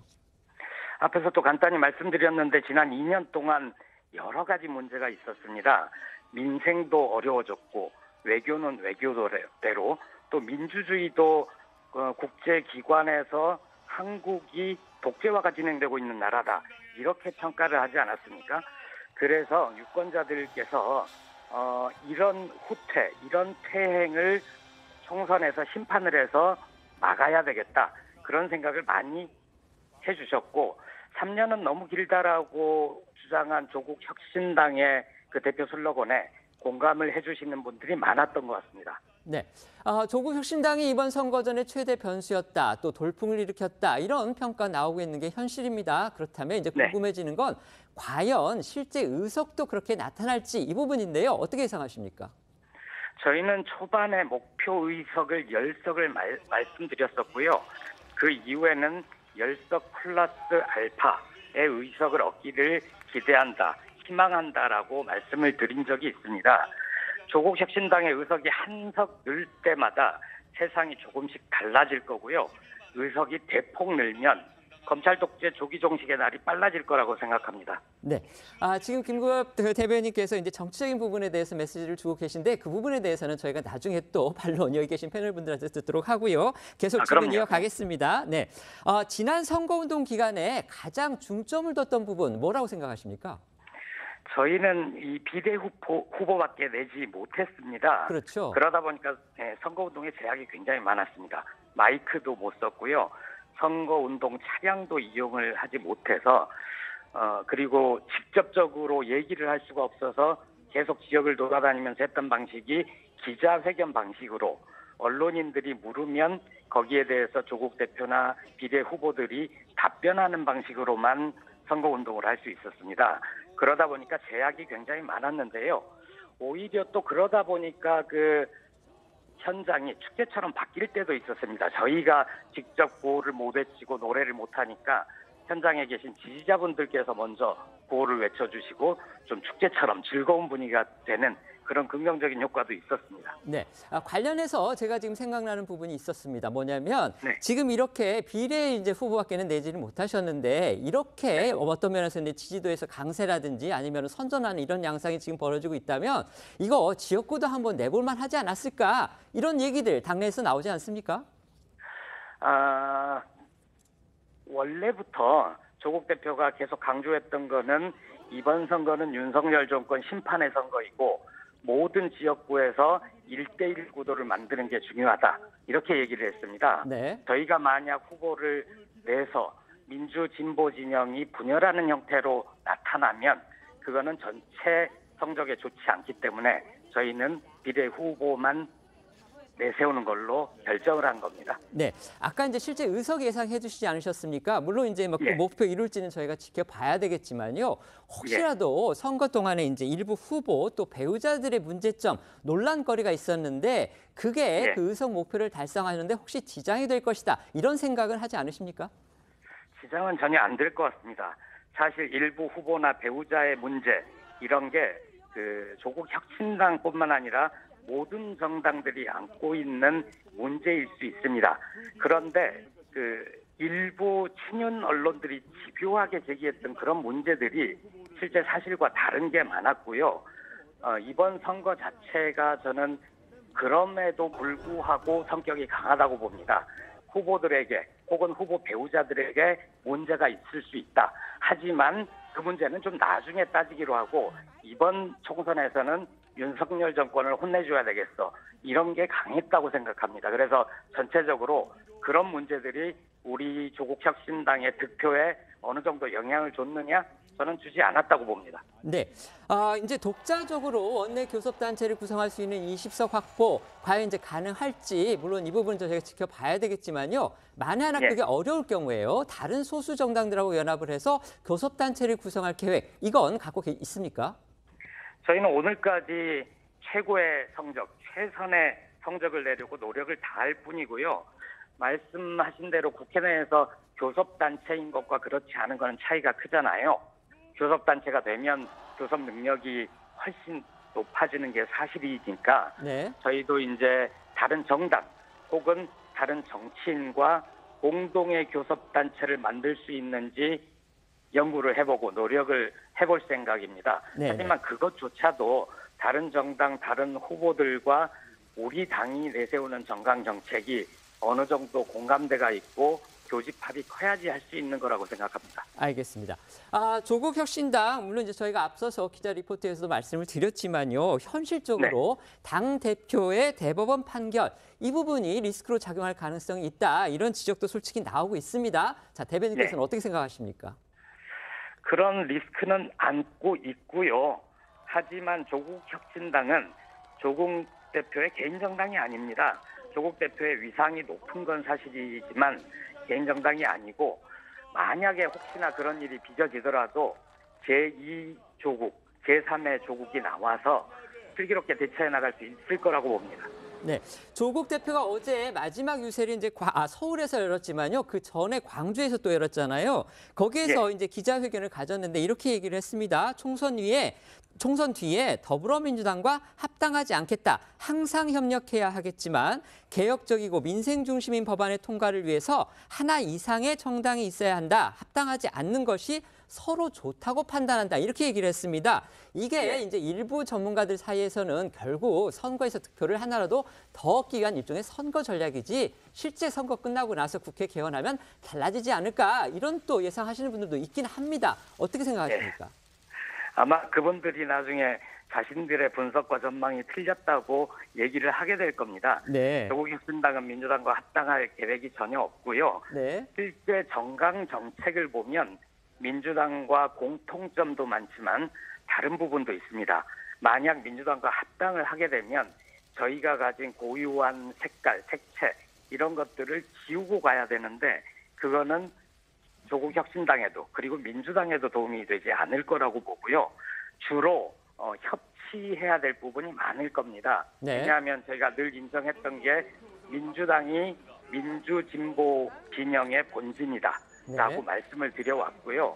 저희는 그 소수 정당이기 때문에 독자적으로 법안을 통과시킬 수 없지 않습니까? 그렇죠. 그래서 네. 민주당과 협력을 많이 해야 되는데 때로는 경쟁을 할 부분도 있을 거다. 그리고 민주당을 우리 쪽의 내용으로 견인하려고 예인선 역할을 할 수도 있을 거다. 그렇게 봅니다. 네, 알겠습니다. 자, 대변인 말씀 고맙습니다. 오늘 통화 여기서 마치도록 하겠습니다. 감사합니다. 네, 고맙습니다. 네. 자, 조국 혁신당의 김보협 대변인 통해서 이번 총선에서의 그 어떤 전략이라든지 또 대여 공세와 가까운 그런 메시지 저희가 들어봤는데요. 자, 송 변호사님 어떻게 들으셨습니까? 그 조국 혁신당이요. 그 민주당을 닮아서 벌써부터 굉장히 오만해졌네요. 좀 전에 그 김보협 대변인께서 우리 앵커께서 질문하시기를 그 비례대표 후보들의 몇 면이 조국 혁신당의 목표를 달성하는데 지장을 주지 않겠냐 이런 질문을 했는데 질문을 받고 지장은 전혀 안 될 것 같다 이렇게 얘기를 하면서 오히려 지금 언론 탓을 하고 있죠. 이런 것은 민주당의 오만한 태도와 너무너무 닮았다고 생각합니다. 아니 언론에서 박은정 후보에게 내 남편이 정관예우를 했다면 160억을 받았어야지 이렇게 말하라고 시킨 적 있습니까? 또 김준영 후보에게 자녀 3명을 다 미국 국적 택하라고 언론이 시킨 적 있습니까? 또 정상진 후보가 지금 그 영화 관객수 조작으로 검찰에 기소 의견으로 송치가 됐는데 그런 어떤 혐의에 해당하는 사실을 하라고 언론이 시킨 적 있습니까? 이거는요, 공당의 대변인이 해서는 안 될 얘기입니다. 네, 알겠습니다. 송 변호사님의 그런 지적은 아까 김보협 대변인의 말씀 중에서 이제 후보들의 어떤 논란 그 부분과 관련해서 언론에 말씀을 해주신 부분에 대한 반론으로 저희가 그렇게 듣겠습니다. 자, 또 하나 이번 선거의 주요 변곡점으로 지적할 수 있는 것. 바로 이재명 민주당 대표가 테러를 당한 사건, 바로 그걸 꼽을 수 있을 듯합니다. 네, 이재명 대표는 새해 다음 날이었죠. 지난 1월 2일 부산 가덕 신공항 부지를 방문했다가 한 남성에게 흉기 피습을 당했습니다. 당시 이 대표는요, 이 부산대병원에서 응급처치를 받았지만 이후 서울대병원으로 이송돼 수술을 받으면서 정치권 안팎에서는 이 대표가 지방의료를 무시했다라는 비판이 일었습니다. 특히 이 전원 과정에서 응급 헬기 이걸 이용 것을 두고서도 특혜 논란이 벌어졌는데요. 또 이후에 이제 배현진 국민의힘 의원도 중학생으로부터 피습을 당하면서 이 여야 모두 한 목소리로 증오 정치를 청산해야 한다라고 하기도 했는데 다만 민주당에서는요, 이 정부와 수사기관이 배 의원 때와 달리 이 대표 피습 사건을 축소 또는 은폐하려 했다 이런 비판을 이제 제기를 하면서 이 신경전이 재점화되기도 했었습니다. 이 피습 사건 후에 퇴원할 때 나온 이재명 대표 목소리와 또 헬기 특혜를 지적한 한동훈 위원장 목소리 그리고 이 사건 축소, 은폐를 주장한 이 대표 목소리까지 다 이어서 들어보시겠습니다. 상대를 죽여 없애야 하는 전쟁 같은 이 정치를 이제는 종식해야 합니다. 이제 증오하고 죽이는 이런 전쟁 같은 정치, 이번 사건을 계기로 사라지면 좋겠습니다. 응급 헬기 특혜가 본인이 결정한 게 맞는지, 굳이 왜 헬기 타고 가겠다고 한 것인지 제가 묻고 싶습니다. 제가 이런 질문 물을 때마다 한 번도 답을 못 들었거든요. 답을 안 하는 것도 답입니다. 배현진이 골뱅이로 맞은 사건은 폴리스 라인을 치고 과학 수사를 하고 난리 똥짝을 치면서 증거를 채집하는데, 야당 당수가 목에 칼을 찔려가지고 피를 흘리는데 그 혈흔을 1시간도 안 돼서 물청소를 합니다. 야당은 정권에 반대되는 세력은 그렇게 해도 돼 라고 일칠 수 있지 않습니까? 이재명 대표의 흉기 비습 사건, 그러니까 테러 사건, 정치권은 물론이고 전 국민이 충격을 받은 그런 사건이었죠. 그런데 그 이후에 또 국민의힘 배현진 의원이 이제 돌덩이로 맞아서 또 머리를 다치는 그런 또 사건까지 이어졌습니다. 이게 결국 증오의 정치, 양극단의 정치 문화, 이것이 근본적인 원인이다. 그렇다면 물론 이제 테러를 당하신 분들 입장에서는 물론 안 된 일이기는 합니다만은 우리 정치권 전체의 책임은 과연 없느냐, 이 부분에 대한 논란이 솔직히 있었던 게 사실입니다. 어떻게 생각하십니까? 네, 맞습니다. 그렇기 때문에 정치인들, 특히 정치 지도자는 언어 사용에 있어서 매우 신중해야 된다. 그렇기 때문에 어떤 혐오의 언어, 증오의 언어를 쓰게 되면 어떤 극단적 지지자들을 하여금 그 내재되어 있는 분노를 빼낼 수가 있는 거거든요. 그래서 사고가 나는 것이다. 그리고 추가적으로 말씀을 드리면 요즘은 많은 국민들이 과거에 뉴스도 많이 보시지만 유튜브도 많이 보고 그렇습니다. 계시거든요. 네. 근데 이 유튜브가 정말 유익한 정보를 주시는 분들도 있지만 극좌, 극우로 해서 어떤 가짜 뉴스, 혐오 정치를 부추기는 경향이 있다. 그래서 이런 것들은 양당 모두가 정치권에서 좀 자제를 시켜야 되고 22대 국회에서 한번 진지하게 이런 것을 해결할 수 있는 방법을 논의해야 된다. 이런 말씀 드리겠습니다. 네. 이 진영 정치, 증오 정치, 심지어는 팬덤 정치 이런 것들이 굉장히 위험한 것도 맞고, 아마 그 배경이 아마 이번 테러의 어떤 하나의 배경이 되었던 것도 사실인데 좀 나눠봐야 될 것이요.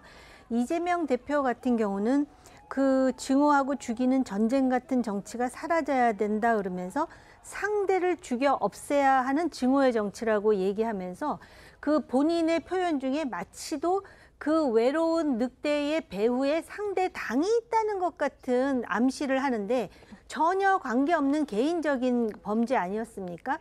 그런데 그걸 계속 이번 선거 때도 일각에서 그것을 마치도 배후에 국민의힘이 있는 것 같은 인상을 주는 그런 몇 가지 그 발언을 하는 걸 보고 굉장히 놀라웠습니다. 그러니까 만약에 상대의 당이 내지는 상대의 당을 지지하는 세력이 연루되었다면 이거는 증오와 진영 정치의 아주 극단이지만, 이 경우는 오히려 그런 일련의 증오와 어떤 극단적인 정치를 폄훼하고 조롱하는, 예를 든다면 그 배현진 의원에게 테러를 가한 소년의 경우에는 보면은 자기가 그 미장원에 어떤 연예인이 오면은 사인을 받으려고 했다가 배현진 의원이 나타나니까 돌로 머리를 치는, 정말 필설로 형언할 수 없는 그런 테러를 범했는데, 그 내용 속에는 마치도 정치인은 원래 저렇게 조롱의 대상이기 때문에 마치 그런 테러를 가해도 된다라는 암묵적인 어떤 정서적인 그런 관념이 형성된 것이 아닌가. 그런 차원에서 굉장히 정치인들이 조심해야 될 부분은 상대를 증오하고 그리고 상대에 대해서 전쟁 같은 정치를 하는 그런 행태는 조심해야 되지만, 이거는 상대 세력에 의한 테러와는 좀 구분돼야 된다라는 말씀을 드립니다. 네. 후보 공천이 본격화하면서 여야 모두 진통 그리고 파란을 겪었습니다. 이 부분 역시 이번 선거의 아주 중요한 변수로 꼽히는데요. 민주당은 이른바 비명 행사 공천이라는 평가를, 국민의힘은 조용하지만 감동이 없다, 이런 평가를 또 받았습니다. 네, 먼저 민주당부터 살펴보면요. 이 비명계 현역들이 평가 하위 20%에 포함되면서 줄줄이 탈락을 하고 또 그 자리를 친명 원외 인사들이 채우면서 이른바 비명 행사 공천이 현실화됐다라는 지적이 나왔습니다. 또 이 친문계 핵심인 임종석 전 청와대 비서실장과 이 사선의 홍영표 의원 등도 공천에서 배제가 되면서 내용이 극에 달하는데요. 이 과정에서 또 홍영표 의원 등이 탈당을 하기도 했었습니다. 국민의힘의 경우에는요, 이 과정은 비교적 조용했지만 현역 의원들이 대부분 공천장을 챙겨갔다라는 지적과 함께 이 인적 쇄신이 없는 무감동 공천이었다라는 비판을 받기도 했습니다. 민주당 공천 문제부터 짚어보겠습니다. 공천 과정에서 탈당이 이어지는 등 잡음이 컸죠. 하지만 이제 임종석 전 비서실장을 비롯해서 이 공천에 탈락한 사람들 막판 선거 유세에 힘을 보태면서 개파 간 갈등은 이제 상당 부분 수습된 듯한 그런 또 모습을 보이기도 합니다. 그렇다면 이 부분이 과연 총선 이후에도 이어질 수 있을지 그 부분이 궁금해집니다. 일단 총선 결과에 따라서 좀 연동돼 있다고 보여지는데요. 이 공천 과정이 파열음이 있었다는 부분은 누구도 부인할 수는 없을 겁니다. 그런데 총선 결과가 민주당에 좋지 않다. 이를테면 과반 의석수에 실패를 한다라고 하면 책임론이 누군가가 책임을 져야 된다라는 게 분출하지 않겠습니까? 그런데 만약에 과반 의석수를 넘는다면 이게 수면 아래로는 좀 잠잠해질 것 같고요. 다만 이제 민주당으로서는 정치 스케줄상 전당대회가 있기 때문에 그때 어느 후보가 또 나오는지 그리고 누굴 또 대리인으로 내세우는지 등등에 따라서 이 개파와 관련한 문제들이 또 수면 위로 올라올 수 있을 것 같습니다. 네. 아까 말씀드렸듯이 국민의힘은요, 조용하지만 무감동이다 이런 비판 섞인 지적이 나왔는데요.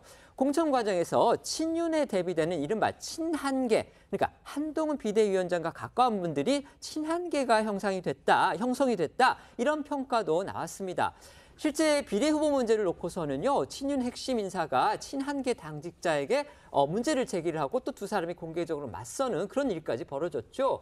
그렇다면 총선 이후에 과연 이 친윤 대 친한의 관계 어떻게 전개될지 이 부분도 관심 포인트 중에 하나입니다. 송 변호사님 어떻게 생각하십니까? 글쎄요. 그 총선 국면에서 당의 어떤 주요 보직을 맡고 있다고 해서 그런 분을 무슨 친한이라고 평가할 수 있는지 저는 좀 의문입니다. 일단 친한계라고 하는 용어를 쓰려면 그 계파에 해당하는 의원들이 많이 있어야지 친한계라는 용어를 쓸 수 있을 텐데요. 지금 이것은 총선 결과도 아직 안 나왔고 총선에서 당선자들이 어떻게 분포될지 알 수 없기 때문에 그런 용어를 쓰는 것 자체가 굉장히 앞서 나가는 일이라는 생각이 들고요. 그다음에 한동훈 비대위원장도 여러 차례 그런 부분을 공언하지 않았습니까? 뭐 비례대표에 내가 인위적으로 집어넣은 사람이 한 명이라도 있으면 말해봐라. 또 내가 뭐 이렇게 사적으로 공천하면서 집어넣은 사람 없다. 이런 걸 여러 차례 천명을 했고 대표적인 케이스가 저는 그 윤희숙 전 의원 사례를 보면은 알 수 있다고 생각을 합니다. 한동훈 비대위원장이 그 윤희숙 전 의원을 여러 차례 공개적으로 칭찬을 하고 또 부각을 시켰는데 그러면서도 이렇게 말하지 않았습니까? 그분은 저에 대해서 좋게 말하고 다니는 것 같지 않더라. 그리고 개인적으로 만나본 적도 한 번도 없다. 이렇게 얘기를 했었는데 저는 그것이 한동훈 비대위원장이 이번 공천 과정에서 임했던 태도를 압축적으로 보여주는 거라고 생각을 하고 그래서 무슨 친한이 친윤이 이렇게 해서 갈등을 부추기려는 그런 것은 어떤 좀 가십거리에 불과하다 저는 그렇게 봅니다. 네,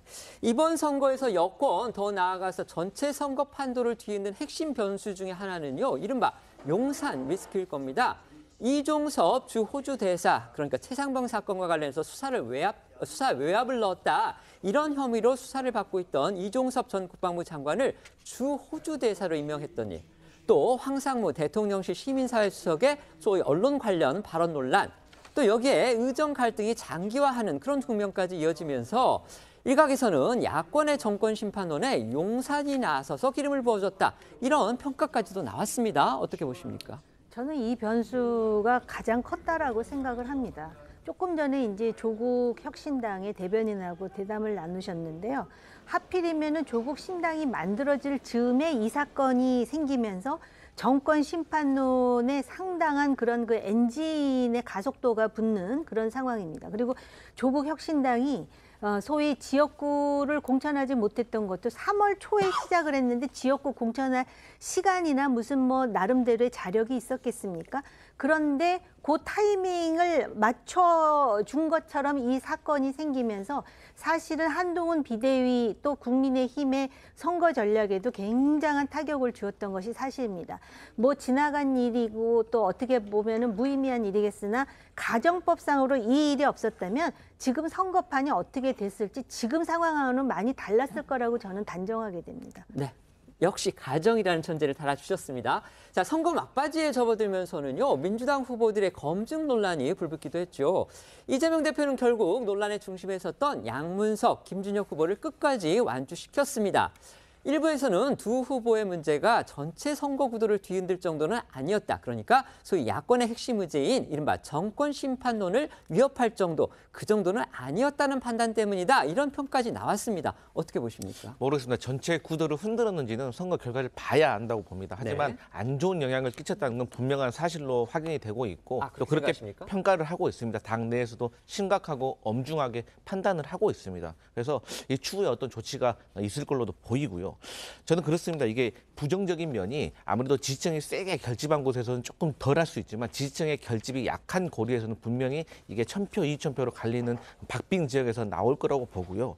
그럼에도 불구하고 이 양문석 후보와 관련해서는 어떤 금감원이 갑자기 등장하는 것. 그러니까 쉽게 말해서 대구 지역 새마을금고 7개 지역에서 300원대 허위 대출이 있었음에도 불구하고 금감원이 관할권이 없다고 해서 상관하지 않았는데 양문석 후보와 관련해서는 자진해서 혹은 요청에 의해서 개입한 것이 저는 이 정권이 어떤 이슈를 대하는 사정 권력을 어떤 대하는 태도다 이렇게 보여지고 이것이 분명히 선거에도 영향을 미칠 것이다. 그리고 김준영 후보와 관련해서는 민주당이 100번 잘못했다고 말씀드려야 된다 이렇게 보고 있습니다. 지금 금감원 부분에 대해서는 우리 송 변호사께서 한번 반론을 좀 해주시죠. 짧게만 좀 반박을 드리면 네. 금감원은 지금 그 새마을금고에 대한 검사 관련해서 공동 검사를 할 수 있는 그 업무 협약이 있지 않습니까? 그 업무 협약에 근거해서 적법하게 업무 집행을 했는데 민주당에서 자꾸 이걸 가지고 지금 선거 당일까지 그 부분을 시비를 거시면 안 돼요. 그리고 우리 국민들은요 투표를 하기 전에 알고 판단할 권리가 있습니다. 그러면은 민주당이 자체 조사를 철하로 해서라도 국민들께 진상을 알려드리고 이렇게 됐습니다 라고 알고 판단하실 근거를 제공해야지 그걸 민주당이 안 하니까 사실 새마을금고 검사를 하고 금융감독원이 공동 검사를 한 거 아니겠습니까? 오히려 고마워해야 될 일이다 저는 그렇게 말씀드립니다. 네. 다음은 여야가 생각하는 이번 22대 총선의 핵심 승부처 그리고 향후 정치 판도를 좌우할 수도 있는 주요 관심 지역들 살펴보겠습니다. 네, 여야 모두 이 전체 지역구 254개 가운데요. 50에서 한 60곳 정도를 박빙 지역으로 보고 있습니다. 이 중 차기 대선 주자급 인물들이 맞붙어서 주목받는 곳들이 있는데요. 먼저 저희가 이제 앞서 소개드린 것처럼 이른바 이 명룡대전이 벌어지고 있는 인천 계양을입니다. 민주당 이재명 후보와 국토부 장관 출신인 국민의힘 원희룡 후보가 경쟁을 하는데 이들의 대결은 단순히 한석의 의미를 넘어서 이번 총선 결과에 따라서 앞으로의 대권 가도에 영향을 받을 수 있는 만큼 많은 관심을 모으고 있습니다. 명룡대전이라는 말 저희가 선거 보도하면서 이제 써왔는데요. 이제 이재명 후보 그리고 원희룡 후보의 이름 한자씩을 따서 언론이 만든 말입니다. 두 사람이 각각 야권 그리고 여권의 자타공인 차기 주자이기 때문에 선거 초반부터 이제 집중적인 관심을 받았는데 이 계양을 선거 결과가 이재명, 원희룡 두 후보의 차기 대권 도전 전략에는 과연 어떤 영향을 미칠지 그다음에 두 사람, 그러니까 이재명 후보, 원희룡 후보 각각 나눠서 한번 장 변호사님 평가해 주시죠. 만약에 이재명 대표가 패한다라고 하면 대권 가도면 완전 빨간불인 거죠. 왜냐하면 민주당의 뭐 양지로 분류가 되기도 했고요. 송영길 전 대표가 5선을 했던 지역인 건 맞습니다. 물론 대선 지방선거 때 표심에 약간의 변화가 있었다고는 하지만 총선 성적표가 상당히 좋았던 곳이기 때문에 여기에 패배 가능성이 저는 개인적으로 상당히 낮다라고는 생각합니다만 만약에 좋지 않은 결과를 받아들면 그런 이제 분석이 나올 수밖에 없다라는 점. 반면에 원희룡 후보 같은 경우에는 젖잘싸일 겁니다. 이걸 만약에 이기면 파란이 되는 거고요. 지더라도 어려운 지역에서 고생했다라고 하고 당내에서 또 다른 역할이 부여될 가능성이 상당히 높아 보이거든요. 왜냐하면 지금도 비대위 체계이고 총선이 끝나면 비대위 체계도 한시적인 거 아니겠습니까? 그렇다면 그 부분과 관련해서 뭔가 대통령과의 가교 역할도 잘 돼 있고 또 원내 경험도 있다는 점에서 한동훈 비대위원장의 또 차별점이 있는 정치인이기 때문에 졌더라도 잘 싸우는 그런 전략적인 지역이기 때문에 본인이 또 선택을 한 부분도 있는 것 같습니다. 구체적으로 하나만 추가로 질문을 드릴게요. 자, 젖잘싸 우리가 이제 졌지만 잘 싸웠다 이거 아닙니까? 하지만 막 엄청나게 져버리면 그게 잘 싸운 게 아니게 되잖아요. 장 변호사님 보기에는 어느 정도 따라붙었을게 물론 이제 뭐 다 가정이긴 합니다만 그 기준 포인트는 어느 정도라고 생각하십니까? 저는 두 자릿수 이상으로 차이가 나면 아무래도 정치적 타격은 좀 불가피할 것 같습니다. 여러 지표가 있지만 이게 좀 벌어졌다는 것도 있고 붙었다는 부분도 있긴 한데요. 워낙에 바로 직전에 국토교통부 장관으로서의 메리트를 갖고 또 본인이 싸운 적도 좀 헌신한 부분이 있기 때문에 결과에 따라 좀 다를 것 같습니다. 네. 대표적 경합지인 서울 지역에서도 가장 격전지로 꼽히는 곳, 이른바 한강벨트로 불리는 그런 선거구들입니다. 특히 이 강남 3구 바로 옆에 있는요 동작 의뢰 판세에 주목이 됩니다. 바로 이재명 민주당 대표가 지난 공식 선거운동 기간 무려 6번을 찾아가서 화력을 집중했기 때문입니다. 그렇죠. 이 본인의 지역구 다음으로 많이 찾은 곳이 이 동작을 지역구인데요. 이 4년 만에 지역구 탈환에 나서는 이 나경원 국민의힘 후보와 경찰 출신 영입 인재인 류사명 이 민주당 후보의 동작을은요. 그야말로 베테랑과 이 정치 신인의 대결로 눈길을 끌었습니다. 여당으로서는 이 서울 수성의 핵심 지역구이고 또 민주당에게는 강남 3구 외에 서울 전역의 승리를 위한 중요한 길목으로 여겨지고 있습니다. 이 외에도요, 이 이해운 국민의힘 후보와 이 박성중 민주당 후보가 대결하는 중성동을과 함께 이 현역인 민주당 고민정 후보가 재선에 도전하고 또 오세훈 키즈라고 불리는 국민의힘 오신환 후보가 맞붙는 광진을도 접전지로 꼽히고 있습니다. 이번 총선에서 여야한테 과연 한강벨트는 어떤 상징적 의미가 있을지 여야 두 패널께 한번 여쭤보겠습니다. 먼저 말씀해 주시죠. 애초부터 그렇게 선언을 하고 시작된 선거이기 때문에 이 한강벨트에서 몇 석을 확보하느냐가 전체 의석보다도 더 중요한 의미를 지닐 수도 있습니다. 특히 서울에서 지난 4년 전에 국민의힘이 미래통합당으로서 가시적인 성과를 얻지 못한 곳이기 때문에 예를 들어서 지금 말씀드렸던 이 지역에서 승기를 잡는다 그러면은 아무리 민주당 의석수가 많다 하더라도 나름대로 새로운 의미를 부여할 수가 있을 것 같습니다. 특히 동작을과 같은 경우에는 이미 이재명 대표가 여러 번 그 지역을 방문하면서 공을 들였기 때문에 만약에 나경원 후보가 승리한다면은 그 의미 또한 상당히 크지 않을까 생각합니다. 네. 민주당의 총선 승리의 공식이 있습니다. 그게 이제 첫 번째가 이제 서울에서 승리하는 것이죠. 근데 이제 동작을은 어떤 진보 정당의 어떤 텃밭이 끝나는 끝자락입니다. 그렇기 때문에 거기를 넘어서야 보수 정당의 강세 지역인 강남까지 넘어갈 수 있는 그런 조건이 있는 것이거든요. 또 반대로 광진구 같은 경우는 보수 정당의 어떤 바람이 끝나는 지역이고 또 진보 정당의 텃밭의 어떤 첫 관문의 의미가 있는 겁니다. 그렇기 때문에 양당에게 매우 중요하고 특히나 이번 선거 같은 경우는 동작을은 아마도 이 서울 선거 한강벨트의 마지막 총체판을 보여주는 겁니다. 그 이유는 무엇이냐면 나경원 후보가 지금 대통령의 부정 여론에도 불구하고 상당히 선전을 하고 있는 겁니다. 그럼에도 불구하고 저희 류삼영 후보가 큰 격차에서 많이 격차를 줄였기 때문에 이것이 지금 선거를 보여주는 조금 미니판이라고 볼 수가 있어서 여야가 한강벨트에 집중하고 있다 이렇게 설명드리겠습니다. 경기도 지역 살펴보겠습니다. 경기도 지역에서는요, 거대 양당의 잠룡 후보들이 맞대결을 벌이는 경기 분당 갑에 시선이 쏠립니다. 방어전을 치르는 안철수 국민의힘 후보, 또 도전자인 이광재 민주당 후보 경쟁하고 있습니다. 네, 둘 다 3선의 중진이죠. 이 현역인 안철수 후보가요, 지역구 사수에 성공을 한다면 당 입지가 한층 강화될 여지가 있고요. 강원 지역 3선 의원에 강원지사까지 지낸 이광재 후보가 이 지역구로 옮겨서 4선에 성공을 한다면 원조 친노이자 비명계 핵심으로서 이 8월 전당대회 등에서 변수가 될 수도 있을 것으로 전망이 됩니다. 전통적으로 민주당 지지세가 강한 곳으로 꼽히는 수원청 그리고 안산 갑 지역의 판세는요.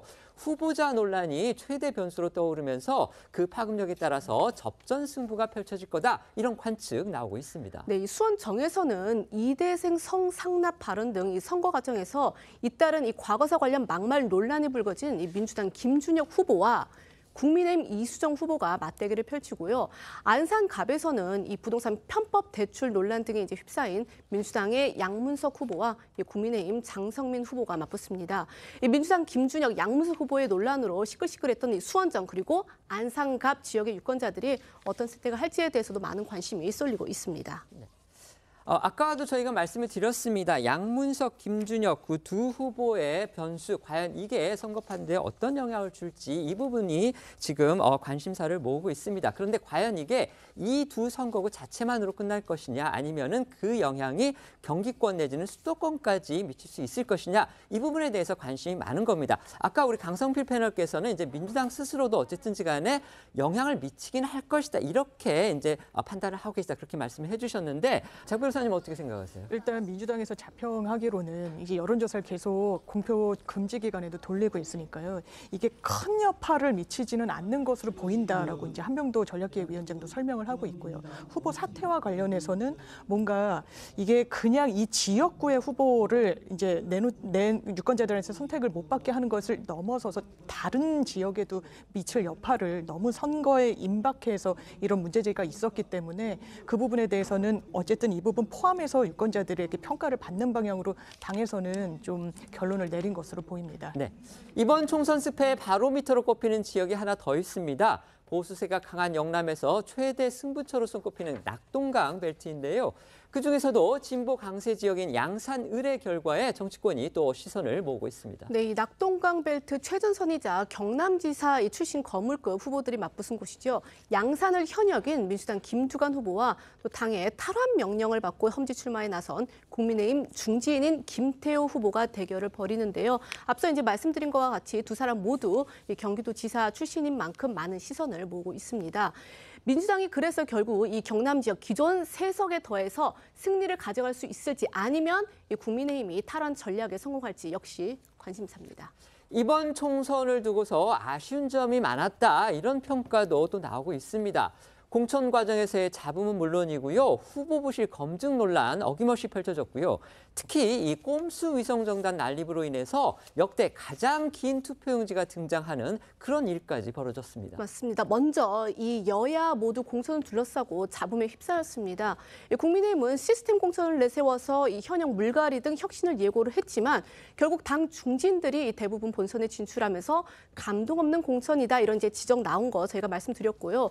또 민주당은 친명 횡재, 이 비명 횡사 이런 이제 논란에 휩싸인 가운데 일부 후보의 이 과거사 막말 논란 그리고 또 부동산 논란이 불거지면서 후보 검증이 부실했다 이제 이런 비판이 나왔습니다. 그리고 이제 말씀하신 것처럼 4년 전인 21대 총선에 이어서 이번 비례대표 선거도요. 이 거대 양당의 위성정당 꼼수 창당이 재현이 되면서 역대 가장 긴 51.7cm에 이르는 투표 용지가 등장을 했습니다. 이 38개 정당이 후보로 등록을 했다고 하는데요. 때문에 이 비례 용지가 너무 길어서 분류기 사용이 어려워서 이 수검표를 한다고 하죠.